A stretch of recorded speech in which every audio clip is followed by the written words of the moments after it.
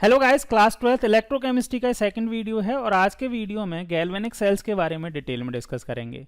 Galvanic sales electrochemical cells के ही एक type हैं जिनकी हेल्प से केमिकल एनर्जी को इलेक्ट्रिक एनर्जी में कन्वर्ट किया जाता है। गैल्वेनिक सेल को ही वोल्टेक सेल या डैनियल सेल भी बोलते हैं। गैल्वेनिक सेल के बारे में यहाँ एनसीईआरटी में से डिस्कस करने से पहले मैं आपको इसके बेसिक्स एक बार समझा देता हूँ, उसके बाद में एनसीईआरटी से लाइन बाय लाइन रीड करेंगे। तो देखिए, गैल्वेनिक सेल को अच्छे से समझने के लिए मैंने इसको दो पार्ट में डिवाइड किया है। फर्स्ट हम समझेंगे कि गैल्वेनिक सेल का फॉर्मेशन किस कॉन्सेप्ट के ऊपर बेस्ड है। सेकेंडली, गैल्वेनिक सेल से रिलेटेड कुछ इंपॉर्टेंट टर्म हैं, अगर इन इंपॉर्टेंट टर्म को अगर आप अच्छे से समझ गए तो गैल्वेनिक सेल से रिलेटेड सभी कॉन्सेप्ट आपके क्रिस्टल क्लियर हो जाएंगे। तो चलिए स्टार्ट करते हैं concept behind formation of galvanic cell से। इसके लिए हमें एक एक्सपेरिमेंट करना होगा। एक्सपेरिमेंट में हमने एक बीकर लिया, इस बीकर में कॉपर सल्फेट का एक सॉल्यूशन फिल किया। कॉपर सल्फेट का सॉल्यूशन जो होता है वो ब्लू कलर का होता है। अब इस सॉल्यूशन में हमने एक जिंक रॉड ली और उसको डिप कर दिया। जैसे ही हमने जिंक रॉड डिप करेंगे तो यहाँ पे हम दो ऑब्जर्वेशन देखेंगे। अब ऑब्जर्वेशंस क्या हैं? देखो, फर्स्ट ऑब्जर्वेशन क्या होगा कि जिंक रॉड जहाँ पे कॉपर सल्फेट के सॉल्यूशन के साथ में कांटेक्ट में है वहाँ से उसका डिकेइंग स्टार्ट हो गई है। और सेकंड हम देखेंगे कि कॉपर सल्फेट का जो ब्लू कलर का सॉल्यूशन है वो अब कलरलेस होने लगा है। अब इन दोनों ऑब्जर्वेशन को हम इस एक रिएक्शन से एक्सप्लेन कर सकते हैं। कैसे एक्सप्लेन करते हैं बताते हैं। देखो, जैसे ही हमने जिंक का जो रॉड है उसको कॉपर सल्फेट के एक्वस सॉल्यूशन में डाला, ये एक्वस सॉल्यूशन है, जिंक जो है वो रॉड जो है वो सॉलिड स्टेट में है, तो यहाँ पे एक रिएक्शन होती है और इस रिएक्शन से जिंक सल्फेट बनता है जिसका कलर जो होता है वो कोई कलर नहीं होता, कलरलेस होता है और कॉपर फॉर्म होता है। साथ में यहाँ पे हीट भी रिलीज होती है। क्लियर है? अब यहाँ पे ऐसा क्यों हो रहा है, इसके पीछे रीजन समझिए। यहाँ पे जिंक जो है उसकी रिएक्टिविटी कॉपर से ज़्यादा है। अब ये हमें कैसे पता चला? इसके लिए हमें चाहिए होगी किसकी help? Reactivity series of metal या इलेक्ट्रोकेमिकल सीरीज की हेल्प। ये मेटल्स की रिएक्टिविटी सीरीज है। ये टॉप टू बॉटम अगर हम इस रिएक्टिविटी सीरीज में मूव करते हैं तो रिएक्टिविटी जो होती है वो मेटल्स की डिक्रीज होती जाती है। मतलब यहाँ पे मैं दो जो मेटल हैं उनको इंडिकेट करता हूँ, जैसे जिंक है और एक कॉपर है। तो जिंक और कॉपर में अगर आप देखेंगे तो जिंक ऊपर की साइड में, इसीलिए जिंक मोर रिएक्टिव है देन कॉपर। तो कॉपर की रिएक्टिविटी जिंक से कम होने की वजह से क्या होगा कि यहाँ पे जिंक जो है वो इस सॉल्यूशन में से कॉपर को डिस्प्लेस कर देगी और कॉपर जो है वो प्योर फॉर्म में आ जाता है और जिंक जो है वो सॉल्यूशन में जाता है। इसीलिए जिंक का जो रॉड है वो डिटेरिएट यानी कि डिके होना स्टार्ट हो जाता है और यहाँ पे कॉपर सल्फेट जो है वो सॉल्यूशन जिंक सल्फेट में कन्वर्ट हो रहा है, यानी कि ब्लू कलर का सॉल्यूशन कलरलेस होने लगेगा। ये तो हुआ इस एक्सपेरिमेंट की बात। लेकिन इस एक्सपेरिमेंट का अगर मैकेनिज्म देखें या इस रिएक्शन की मैकेनिज्म देखें तो यहाँ पे एक ये वाली जो रिएक्शन है एक रेडॉक्स रिएक्शन है। मैंने अभी आपको बताया था रिडक्शन एंड ऑक्सीडेशन, उसका ही यूज अभी होने वाला है। देखो कैसे है रेडॉक्स रिएक्शन, ये समझना। जिंक जो है यहाँ पे जिंक के ऊपर कोई चार्ज नहीं है, मतलब जिंक का ऑक्सीडेशन स्टेट जो है वो जीरो है। लेकिन कॉपर सल्फेट में कॉपर जो है वो कॉपर +2 के फॉर्म में है। जब इनकी रिएक्शन होती है तो यहाँ पे जिंक सल्फेट बनता है, यानी कि जिंक जो है सल्फेट के साथ में रिएक्ट कब कंपाउंड कब बनाएगा? जब जिंक जो है +2 फॉर्म में आ जाएगा और यहाँ पे कॉपर मेटल बन जाता है। क्लियर है? ये रिएक्शन हो रही है। तो अब यहाँ पे दो टाइप की रिएक्शन हो रही है। कैसे? जिंक जो है वो किस में कन्वर्ट हो रहा है? जिंक +2 में, जिंक आयन में कन्वर्ट हो रहा है। यानी कि जिंक की ऑक्सीडेशन स्टेट जब पहले 0 थी वो ऑक्सीडेशन स्टेट इंक्रीज होके किस में हो गई है? +2 हो गई है। इसका मतलब क्या हुआ कि जिंक जो है भाई उसका ऑक्सीडेशन हो रहा है। क्या हो रहा है? जिंक का ऑक्सीडेशन हो रहा है। कॉपर +2 था और कॉपर यहाँ पे मतलब न्यूट्रल स्टेट में या मेटेलिक स्टेट में आ गया है, यानी कि उसकी ऑक्सीडेशन स्टेट 0 हो गई है। यानी कि कॉपर जो है, कॉपर के ऑक्सीडेशन नंबर रिड्यूस हुए हैं, इसका मतलब यहाँ पे रिडक्शन हुआ है। तो यहाँ पे ऑक्सीडेशन और रिडक्शन दोनों एक साथ हो रहे हैं, इसीलिए ये रिएक्शन जो है वो कैसी रिएक्शन हो गई? रेडॉक्स रिएक्शन हो गई। अब यहाँ पे एक चीज और समझिए, यहाँ पे रेडॉक्स रिएक्शन तो हो रही है लेकिन वो किसकी वजह से हो रही है? वो हो रही है due two electron transfer. Electron transfer कैसे हो रहा है समझिएगा। यहाँ पे जिंक है ना, जिंक से जिंक +2 कब बनेगा? सोचिएगा आप थोड़ा सा। जिंक से जिंक +2 कब बनेगा? जिंक है और जिंक से क्या बन रहा है? जिंक +2 बन रहा है। ये कब बनेगा? ये तभी पॉसिबल है जब जिंक के 2 इलेक्ट्रॉन निकल जाएं, ठीक है। यानी कि ऑक्सीडेशन जो हो रहा है वो 2 इलेक्ट्रॉन के मूवमेंट की वजह से हो रहा है। अब ये 2 इलेक्ट्रॉन कहाँ गए? यहां से जिंक से 2 इलेक्ट्रॉन इधर गए और कॉपर +2 के पास चले गए, और कॉपर +2 के पास क्योंकि 2 इलेक्ट्रॉन की डेफिशिएंसी थी, कॉपर ने +2 यानी कि कॉपर आयन ने 2 इलेक्ट्रॉन गेन किए और कॉपर आयन कॉपर मेटल में कन्वर्ट हो गया। मतलब कॉपर +2 आयंस का क्या हो गया है भाई? रिडक्शन हो गया है। क्लियर है? तो यहां पे आप देख पा रहे हैं कि 2 इलेक्ट्रॉन का क्या हो रहा है? 2 इलेक्ट्रॉन्स जो हैं वो जिंक से कॉपर में ट्रांसफर हो रहे हैं। यानी कि हाँ, हम यह बोल सकते हैं कि यहाँ पे इलेक्ट्रॉन्स का मूवमेंट हो रहा है, और इलेक्ट्रॉन्स का मूवमेंट जो होता है वो किस में होता है? इलेक्ट्रिसिटी में होता है। अगर इलेक्ट्रॉन का मूवमेंट एक वायर में हो जाए तो वहां इलेक्ट्रिसिटी यानी कि इलेक्ट्रिक करंट फ्लो करने लगता है, ठीक है। तो यहां पे अगर ये जो हीट जनरेट हो रही है, इस हीट जनरेट होने का रीजन भी क्या है? कि इलेक्ट्रॉन्स का ट्रांसफर हो रहा है। अगर इस इलेक्ट्रॉन के ट्रांसफर को मैं अगर एक वायर में से कर दूं तो यहां पे मेरे पास इलेक्ट्रिसिटी जनरेट हो जाएगी। क्लियर है? समझ में आया? ओके। अब ये कैसे होगा आगे बात करते हैं। देखो, इसको जो मैंने अभी बताया, इसको अगर वर्ड्स में आप पढ़ना चाहें तो इसको पढ़ लीजिए, वही बात है जो मैंने अभी बताई, एक बार पढ़ भी लेते हैं। देखो, the experiment corresponding to the reaction can also be observed if zinc rod is dipped in copper sulfate solution. The redox reaction take place, and during the reaction zinc is oxidized and zinc to zinc ion, zinc जो है वो किस में oxidise हो रही है? zinc ion में, okay. And copper ions are reduced to metallic copper due to direct transfer of electron from zinc to copper ion. During this reaction, heat is also evolved. Now, we modify the experiment in such a manner that for the same redox reaction, transfer of electron takes place indirectly. अब indirectly कैसे करते हैं? यहाँ पे 2 process हो रहे हैं ना, एक ऑक्सीडेशन और एक रिडक्शन। अब इनको हम क्या कर दें? अलग अलग कर दें। कैसे कर दें अलग अलग? देखो, इस तरह से जो जिंक +2 जिंक जो आयन था, जिंक मेटल था, वो जिंक आयन में कन्वर्ट हो रहा था Zn+2 में। तो मैंने क्या किया? एक जिंक का ये जिंक की रॉड ली, ये जिंक की रॉड ली, और मैंने जिंक सल्फेट का यहाँ पे सॉल्यूशन ले लिया। तो यहाँ पे जिंक जो है, ये जिंक जो है वो क्या होगी? जिंक +2 में कन्वर्ट हो जाएगी। अच्छा, दूसरी रिएक्शन में क्या हो रहा था? कॉपर सल्फेट यानी कि CuSO4 का कॉपर +2 जो था वो किस में कन्वर्ट हो रहा था भाई? कॉपर में कन्वर्ट हो रहा था। तो दूसरी मैंने जो रिएक्शन थी वो मैंने दूसरे बीकर में करवा दी, ठीक है। अब यहाँ पे आपको पता है कि जिंक से 2 इलेक्ट्रॉन, ये वाले 2 इलेक्ट्रॉन्स का ट्रांसफर कहाँ होना है? कॉपर की तरफ होना है। तो मैंने दोनों को क्या कर दिया? एक वायर के थ्रू कनेक्ट कर दिया। क्लियर? समझ में आया? लेकिन अभी भी यहां पे पूरा सर्किट नहीं हुआ है। यहां से यहां तक तो फ्लो हो रहा है, यहां पे फ्लो हो रहा है, लेकिन ये सॉल्यूशंस जो हैं इनमें फ्लो नहीं हो रहा है, मतलब इनकम्प्लीट सर्किट है।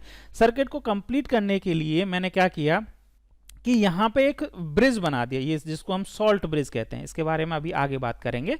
यहाँ पे क्या हो रहा है? ये यहाँ पे जो चार्ज है वो चार्ज ट्रांसफर हो रहा है, मतलब चार्ज का कंडक्शन जो है, जो सर्किट इनकम्प्लीट था, इस सॉल्ट ब्रिज की हेल्प से हम इस सर्किट को कंप्लीट कर देते हैं। क्लियर है? समझ में आया? हाँ। तो देखो यहाँ पे वही आगे बात करते हैं। इनडायरेक्टली कैसे करते हैं? This necessity the separation of zinc metal from copper sulfate solution. We take copper sulfate solution in a beaker and put a copper strip or rod in it. हमने एक में ये बना दिया, ठीक है।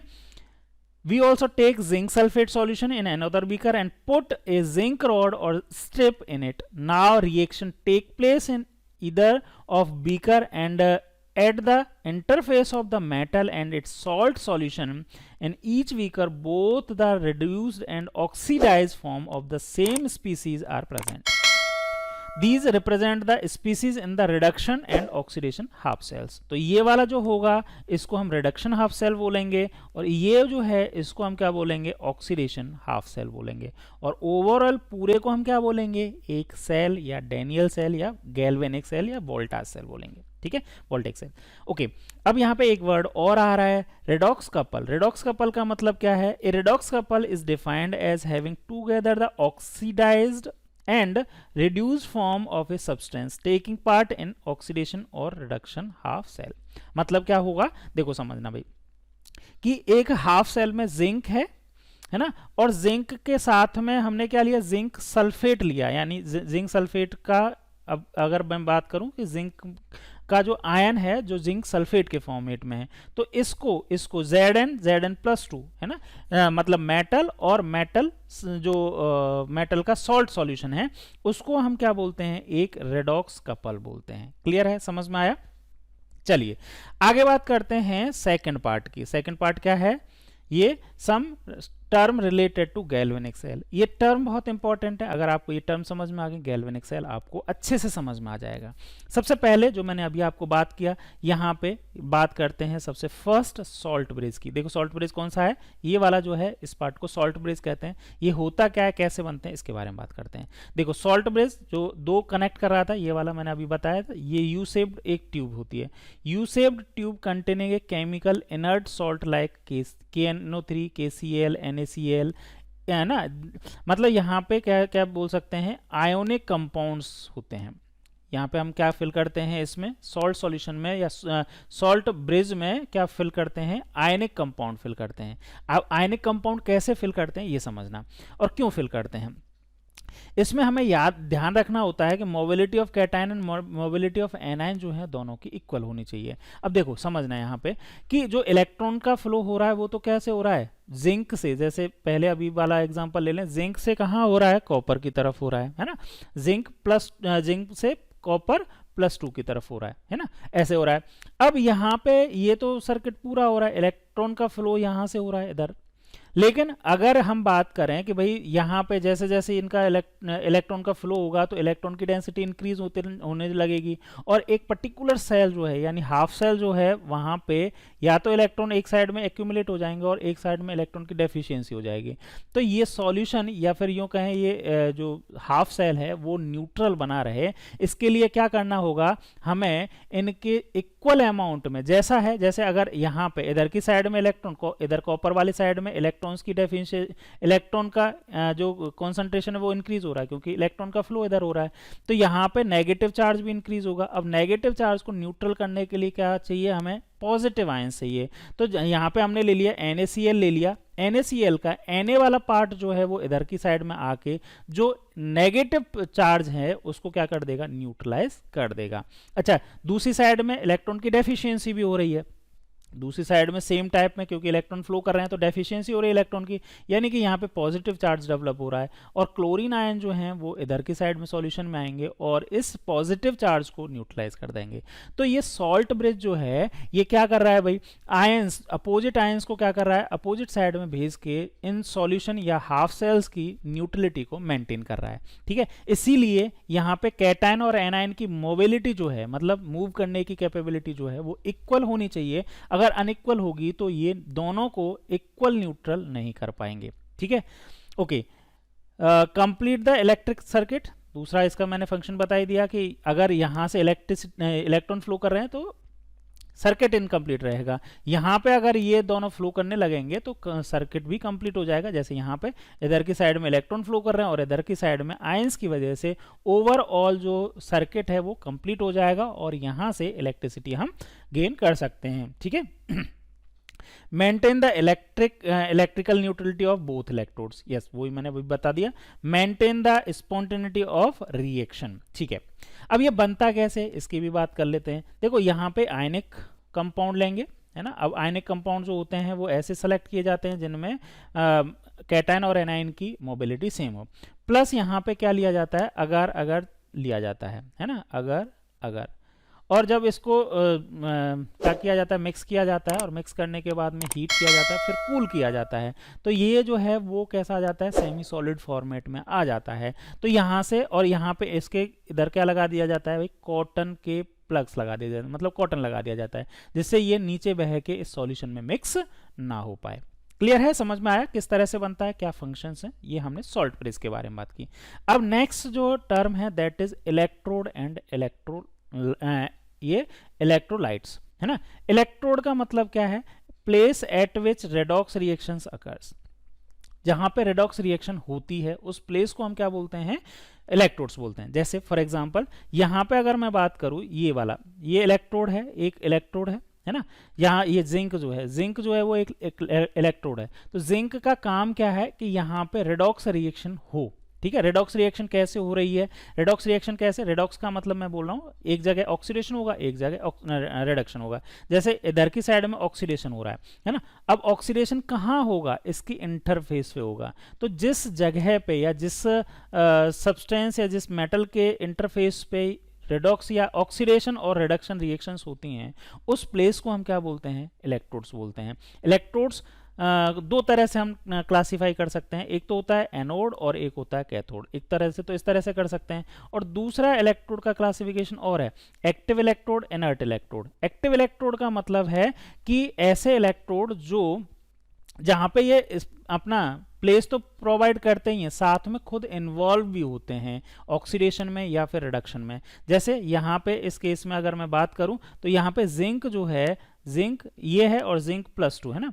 तो जिंक से जिंक प्लस 2 इस प्रोसेस में ये इलेक्ट्रोड खुद इन्वॉल्व है। तो इस तरह के इलेक्ट्रोड्स को हम क्या बोलते हैं, एक्टिव इलेक्ट्रोड्स बोलते हैं। ठीक है। और यहाँ पे अगर देखोगे तो यहाँ पे कॉपर प्लस 2, यहाँ पे कॉपर प्लस 2 है और ये कॉपर है, तो इसमें भी ये क्या है, इसमें भी ये इलेक्ट्रोड इन्वॉल्व है, तो यहाँ पे भी ये एक्टिव इलेक्ट्रोड है। दूसरे टाइप के इलेक्ट्रोड्स होते हैं इनर्ट इलेक्ट्रोड्स। इनर्ट इलेक्ट्रोड ऐसे इलेक्ट्रोड्स होते हैं जिनके ऊपर ये सिर्फ स्पेस प्रोवाइड करते हैं, जबकि खुद जो इलेक्ट्रोड होता है वो ऑक्सीडेशन या रिडक्शन रिएक्शन में पार्टिसिपेट नहीं करता है। मतलब अगर इनके ऊपर सिर्फ ऐसा कोई पर्टिकुलर वो ले लिया जाए, क्या ले लिया जाए, सपोर्ट ले लिया जाए, जहां पे ऑक्सीडेशन या रिडक्शन हो रहा है, लेकिन जो सब्सटेंस, जिस सब्सटेंस का इलेक्ट्रोड बना हुआ है वो सब्सटेंस इन ऑक्सीडेशन और रिडक्शन में पार्टिसिपेट नहीं कर रहा है, तो ऐसे इलेक्ट्रोड्स को हम क्या बोलते हैं, इनर्ट इलेक्ट्रोड्स बोलते हैं। क्लियर है?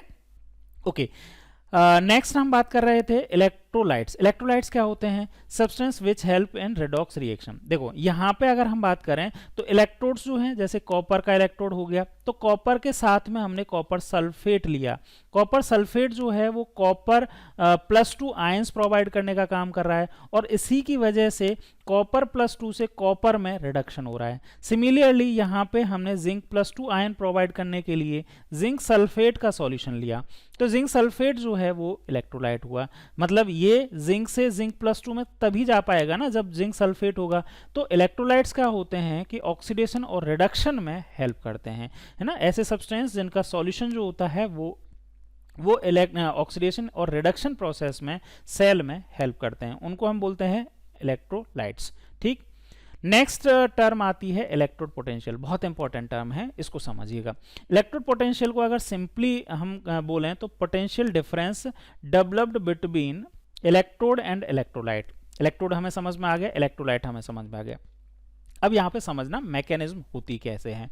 देखो भाई, होगा क्या कि जैसे ये सपोज मैंने ले लिया जिंक का, ये जिंक जो है वो क्या है, आपका इलेक्ट्रोड है। ठीक है।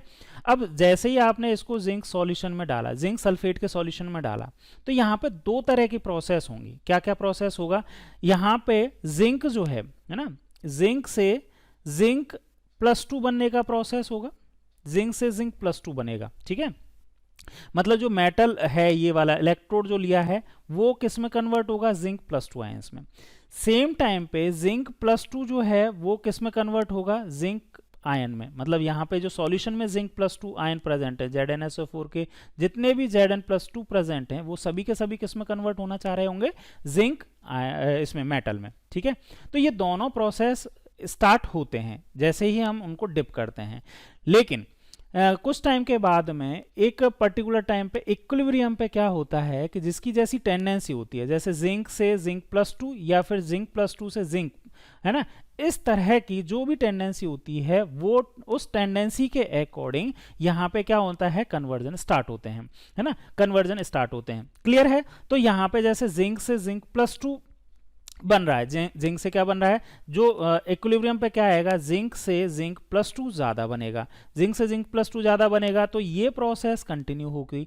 अब जिंक से जिंक प्लस 2 बन रहा है, इसका मतलब ये कब बन रहा होगा कि जिंक के जितने भी ये जिंक जो है जिंक से जिंक प्लस 2 बन रहा है, तो इसका मतलब क्या है कि जिंक 2 इलेक्ट्रॉन्स को क्या करेगा, इस इलेक्ट्रोड के ऊपर छोड़ के आएगा। और जब इलेक्ट्रोड के ऊपर ये इलेक्ट्रॉन्स को छोड़ के आएगा, यहाँ पे अगर इस सर्कल में देखें तो ये ऐसा करेगा, जितने जितने भी जिंक के, ये जिंक के मॉलिक्यूल्स जितने भी हैं वो सभी के सभी मॉलिक्यूल्स क्या, जिंक के मॉलिक्यूल्स क्या बोल रहा हूँ, जिंक के एटम्स जो हैं वो जिंक +2 में कन्वर्ट हो रहे हैं, जिंक +2 में कन्वर्ट हो रहे हैं ये वाले, ठीक है। और एक एक एटम जो है वो 2-2 इलेक्ट्रॉन्स को इसके ऊपर, मेटल रोड के ऊपर छोड़ के आएगा। मतलब इस रोड के ऊपर नेगेटिव चार्ज डेवलप हो जाएगा, इस रोड के ऊपर तो क्या आ जाएगा, नेगेटिव चार्ज आ जाएगा, और सॉल्यूशन में Zn+2 की एक्सेस हो जाएगी। तो यहाँ सॉल्यूशन इस इलेक्ट्रोड के इंटरफेस पे, इस इलेक्ट्रोड के इंटरफेस पे एक पोटेंशियल डिफरेंस जनरेट हो जाता है। वही बोला है, potential difference developed between electrode and electrolyte. किसकी वजह से हुआ, कैसे हुआ, वो आपको समझ में आ गया, ठीक है। तो इसके इंटरफेस पे एक पोटेंशियल डिफरेंस डेवलप हो जाता है। उस पोटेंशियल डिफरेंस को ही हम क्या बोलते हैं, उस पोटेंशियल डिफरेंस को ही इलेक्ट्रोड पोटेंशियल बोलते हैं, ठीक है। इलेक्ट्रोड पोटेंशियल को इलेक्ट्रोमोटिव फोर्स भी बोला जाता है। अब हम बात करते हैं टाइप ऑफ इलेक्ट्रोड पोटेंशियल के। तो इलेक्ट्रोड्स 2 टाइप्स के होते हैं, इसीलिए इलेक्ट्रोड पोटेंशियल भी 2 टाइप्स का होता है। फर्स्ट टाइप का इलेक्ट्रोड होता है एनोड, और एनोड के ऊपर होती है ऑक्सीडेशन रिएक्शन, इसीलिए उससे एसोसिएटेड पोटेंशियल जो होगा उसको बोलेंगे ऑक्सीडेशन इलेक्ट्रोड पोटेंशियल। दूसरे टाइप का इलेक्ट्रोड होता है कैथोड, और कैथोड के ऊपर होता है रिडक्शन, इसीलिए इससे एसोसिएटेड इलेक्ट्रोड पोटेंशियल को बोलते हैं रिडक्शन इलेक्ट्रोड पोटेंशियल। अब एनोड के ऊपर ऑक्सीडेशन होता है, इसको याद रखने की एक ट्रिक है, एनोड के ऊपर क्या क्या होता है इसको हम याद रख सकते हैं, LOAN, लोन, है ना, बैंक लोन देती है, वही वर्ड है। तो यहाँ पे 4 वर्ड हैं, इनका मतलब क्या है, ए का मतलब तो यहाँ पे है एनोड, एनोड जो होगा वो लेफ्ट हैंड साइड में होगा, एल का मतलब लेफ्ट हैंड साइड। एनोड के ऊपर ऑक्सीडेशन रिएक्शन होगी, और एनोड जो होंगे वो कैसे चार्ज होंगे, नेगेटिव चार्ज। तो यहाँ 4 वर्ड हैं, 4 वर्ड से आप याद रख सकते हैं कि एनोड के ऊपर क्या क्या होता है। एनोड के ऊपर ऑक्सीडेशन होता है, लेफ्ट हैंड साइड में होता है, और एनोड के ऊपर नेगेटिव चार्ज होता है, ठीक है। ओके, नेक्स्ट अब हम बात करते हैं इलेक्ट्रोड पोटेंशियल हो गया। एक वर्ड आता है स्टैंडर्ड इलेक्ट्रोड पोटेंशियल। क्या, स्टैंडर्ड इलेक्ट्रोड पोटेंशियल, इसका मतलब क्या हुआ, स्टैंडर्ड इलेक्ट्रोड पोटेंशियल का सिंपल सा मतलब है कि जो हमने इलेक्ट्रोलाइट्स लिए हैं, इन इलेक्ट्रोलाइट जैसे ZnSO4 लिया या फिर कॉपर सल्फेट लिया, अगर इनकी जो कॉन्सेंट्रेशन है वो 1 मोलर हो जाए, 1 मोल पर लीटर हो जाए, तो जो इलेक्ट्रोड पोटेंशियल डेवलप होता है इलेक्ट्रोड और इलेक्ट्रोलाइट के बीच में, उसको ही हम बोलते हैं स्टैंडर्ड इलेक्ट्रोड पोटेंशियल, ठीक है। तो एक तो सिंपल इलेक्ट्रोड पोटेंशियल और एक स्टैंडर्ड इलेक्ट्रोड पोटेंशियल। नेक्स्ट एक और इंपॉर्टेंट बात, according to IUPAC convention standard reduction potential are now called standard electrode potential. काफी इंपॉर्टेंट चीज है कि जो स्टैंडर्ड रिडक्शन पोटेंशियल जो होता है उसको ही स्टैंडर्ड इलेक्ट्रोड पोटेंशियल बोला जाता है अकॉर्डिंग टू IUPAC। ठीक, समझ में आया, ये इस चीज को आप याद रखें, इस चीज का यूज न्यूमेरिकल क्वेश्चंस में करेंगे आगे चल के। नेक्स्ट टर्म है सेल पोटेंशियल या फिर सेल EMF। सेल पोटेंशियल का मतलब क्या है, the difference between standard electrode potential of cathode and anode is known as cell potential. Cathode और एनोड के स्टैंडर्ड इलेक्ट्रोड पोटेंशियल का डिफरेंस ही क्या कहते हैं, उसको सेल पोटेंशियल। सेल EMF क्या होता है, when no current is drawn through the cell then cell potential is known as cell EMF या सेल इलेक्ट्रोमोटिव फोर्स। मतलब अगर सेल में से कोई भी इलेक्ट्रिसिटी क्या नहीं ली जा रही है, ड्रॉ नहीं की जा रही है, इलेक्ट्रिक करंट ड्रॉ नहीं किया जा रहा है, तब सेल पोटेंशियल को ही क्या बोल सकते हो आप, सेल EMF बोल सकते हैं, ठीक है। नेक्स्ट टर्म है IUPAC representation of galvanic cell. Term नहीं है, ये रिप्रेजेंटेशन है, इसको सीख लीजिए।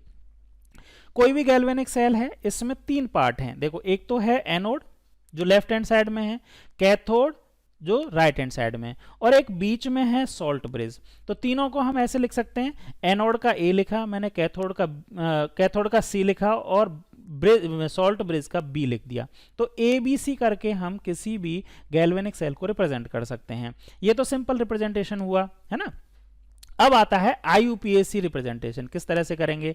IUPAC के अकॉर्डिंग जो एनोड पे जो प्रोसेस हो रहा है, एनोड के ऊपर क्या है कि एनोड का एक तो इलेक्ट्रोड है, और यहाँ पे एनोड के ऊपर, एनोड जो है वहां पे एक इलेक्ट्रोलाइट है जिसके आयन है। तो यहाँ पे हम कैसे लिखेंगे, जो इलेक्ट्रोड है और इलेक्ट्रोलाइट है, जैसे इलेक्ट्रोड जिंक है और इलेक्ट्रोलाइट Zn+2 या फिर ZnSO4 भी लिख सकते हैं पूरा, इनको एक सिंगल वर्टिकल लाइन से सेपरेट करेंगे। ब्रिज के लिए डबल वर्टिकल लाइन लिखेंगे।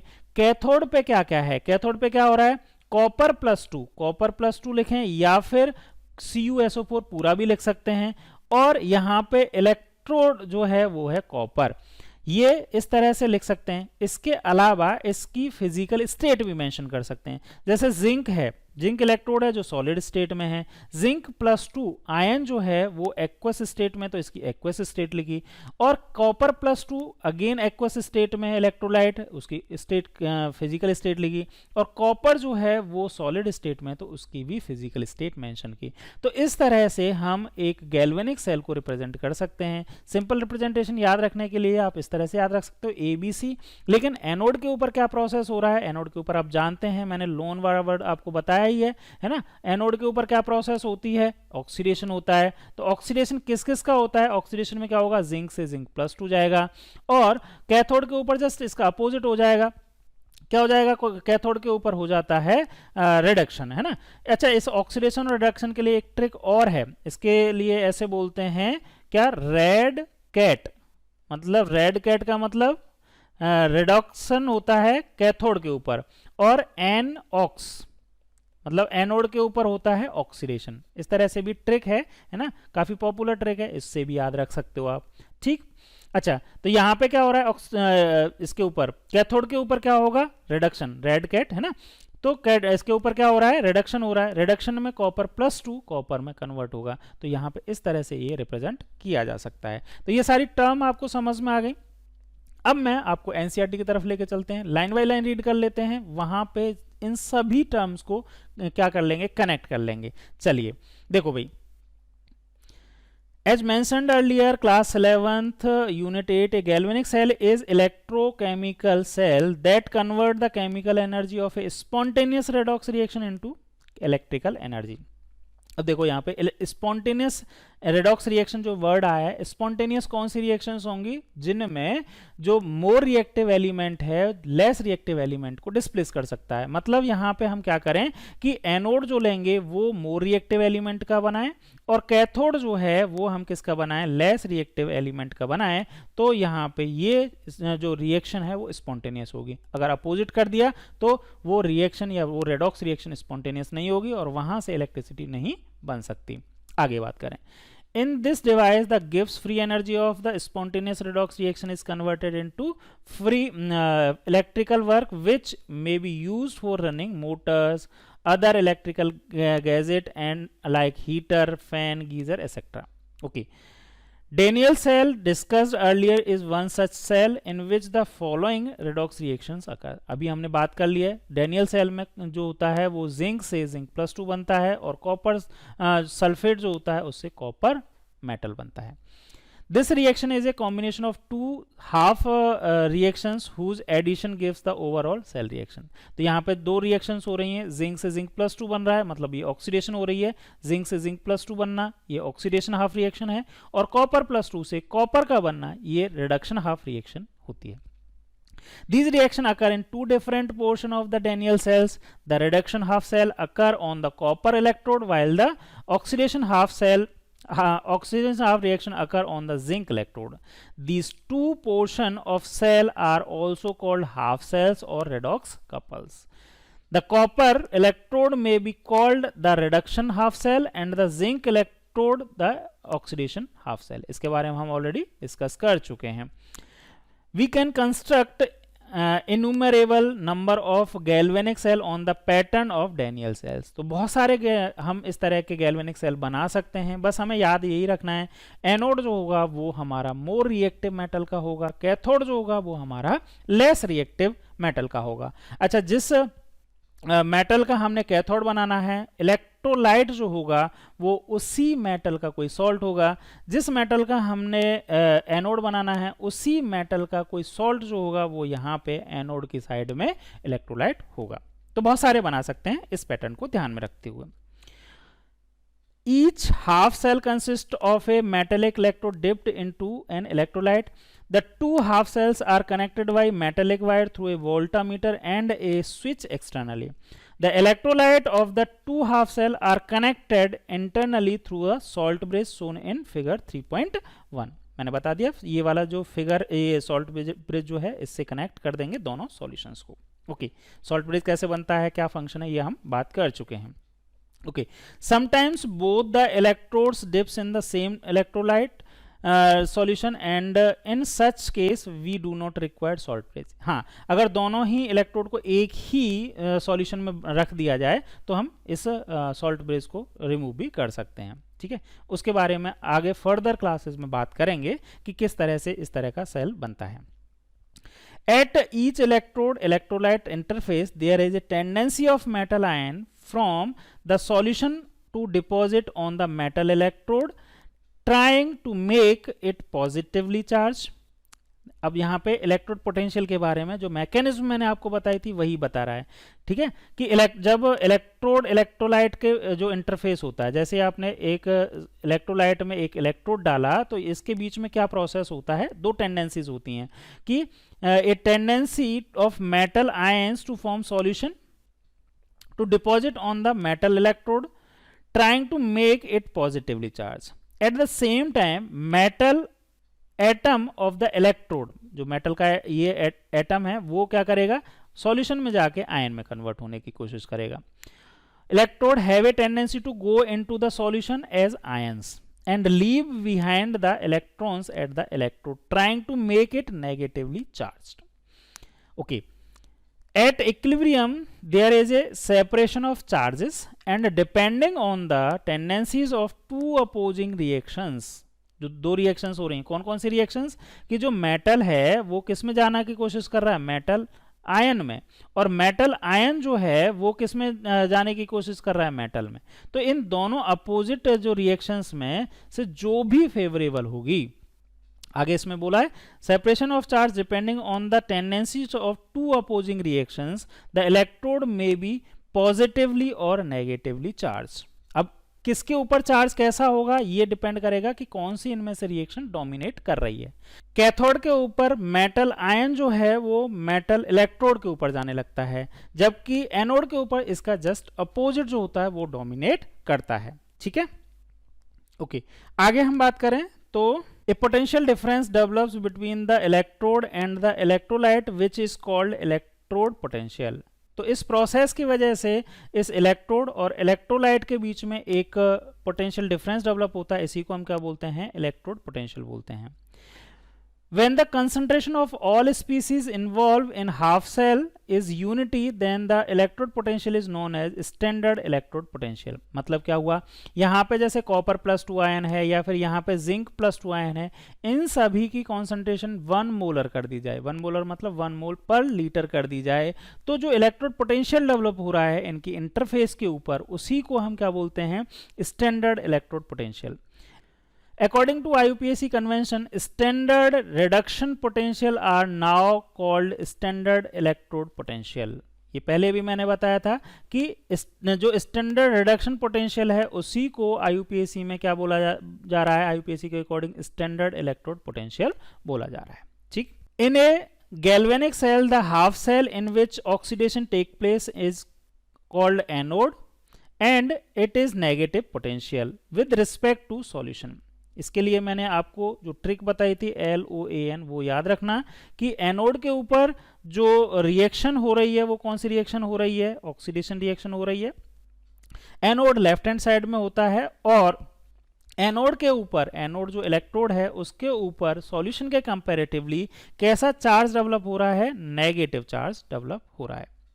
The other half cell in which reduction take place is called cathode and it is positive potential with respect to the solution।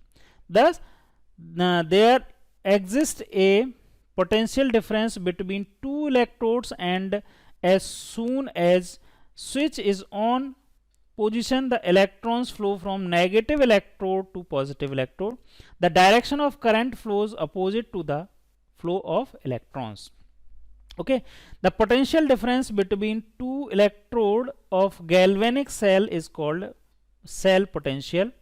जो कैथोड और anode के बीच में जो पोटेंशियल डिफरेंस होता है उसी को हम क्या बोलते हैं, cell potential, and is measured in volts. The cell potential is the difference between the electrode potential. Electrode potential कौन सा कैलकुलेट करना है, रिडक्शन पोटेंशियल है ना, of the cathode and anode. It is called cell electromotive force of the cell when no current is drawn through the cell. जब cell में से कोई करंट ड्रॉ नहीं होता है तब जो सेल का पोटेंशियल होता है उसी को क्या बोल देते हैं, सेल ईएमएफ या सेल इलेक्ट्रोमोटिव फोर्स बोलते हैं. It is now an accepted convention that we keep the anode on the left hand side, the cathode on right hand side while representing the galvanic cell.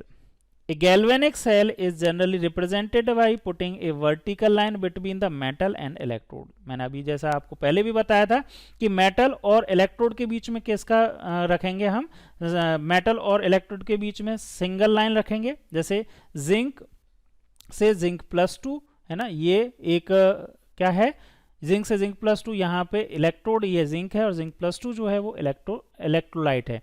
इनके बीच में single line, bridge के लिए double line, और यहाँ पे copper +2 से copper जो है इसके बीच में सिंगल लाइन. ठीक है, तो यही सारी चीज दे रखी है. हाँ, solution and putting A double vertical line between the two electrolyte connected by the salt bridge. एक तरह से सॉल्ट ब्रिज के लिए ये double line. Under this convention, the EMF of the cell is positive and is given by the potential of the half cell on the right hand side and minus potential of the half cell on the left hand side. तो जो cell का cell potential हम calculate करते हैं वो किस तरह से कैलकुलेट करेंगे, ई सेल इक्वल टू हो जाएगा ई राइट साइड. राइट साइड में जो है वो कौन सा होगा, राइट साइड में कैथोड होगा, माइनस ई लेफ्ट. लेफ्ट का मतलब एनोड, लेफ्ट का मतलब एनोड और इसका मतलब राइट का मतलब कैथोड. तो कैथोड और एनोड का जो इलेक्ट्रोड पोटेंशियल होता है उसका डिफरेंस ही हम क्या बोलते हैं, सेल पोटेंशियल बोलते हैं. This is illustrated by the following example. अभी तक हमने डैनियल सेल यानी कि जिंक और कॉपर वाला एग्जांपल लिया, एक दूसरा एग्जांपल से भी यहाँ पे समझ लो. जैसे कॉपर और सिल्वर है ना, कॉपर लिया और कॉपर के साथ में सिल्वर का, कॉपर जो है उसका इलेक्ट्रोड और सिल्वर का इलेक्ट्रोड लिया. तो यहाँ पे दो हाफ रिएक्शंस जो होंगी वो कैसे होंगी, कैथोड जो होगा वहाँ पे सिल्वर आयन जो है वो सिल्वर में कन्वर्ट हो रहा होगा और एनोड जो है वहाँ पे ऑक्सीडेशन हो रहा होगा और कॉपर +2 में कन्वर्ट हो रहा होगा. अब यहाँ पे अगेन कैथोड और एनोड आपको डिसाइड करना है. कॉपर और जिंक लिया तो एनोड कौन सा होगा भाई, मोर रिएक्टिव एलिमेंट जो होगा वो क्या होगा, ऑब्वियसली एनोड होगा, और जो लेस रिएक्टिव एलिमेंट जो होगा वो कैथोड होगा. अब लेस रिएक्टिव और मोर रिएक्टिव कौन सा है, कॉपर और जिंक में अगर आप देखें, कॉपर और सिल्वर में अगर आप देखें तो कॉपर की रिएक्टिविटी ज़्यादा होती है, इसीलिए कॉपर जो है वो एनोड की तरह बिहेव करेगा और जो सिल्वर है वो कैथोड की तरह बिहेव करेगा. इसको रिप्रेजेंट करना है तो सेम वही ABC, मतलब पहले एनोड, ठीक है, एनोड और कैथोड यानी कि सॉल्ट ब्रिज के बीच में डबल वर्टिकल लाइन और फिर यहाँ पे कैथोड का रिप्रेजेंटेशन यहाँ लिख सकते हैं. और अगर इसका सेल पोटेंशियल निकालना है तो वही सेल का राइट हैंड साइड यानी कि कैथोड का इलेक्ट्रोड पोटेंशियल माइनस एनोड का इलेक्ट्रोड पोटेंशियल, इस तरह से हम लिख सकते हैं. क्लियर है, समझ में आ गया. तो ये कंप्लीट डिस्कशन हुआ गैल्वेनिक सेल के बारे में. नेक्स्ट क्लास में हम डिस्कस करेंगे मेजरमेंट ऑफ इलेक्ट्रोड पोटेंशियल. तो चलिए फिर मिलते हैं नेक्स्ट क्लास में. Thank you.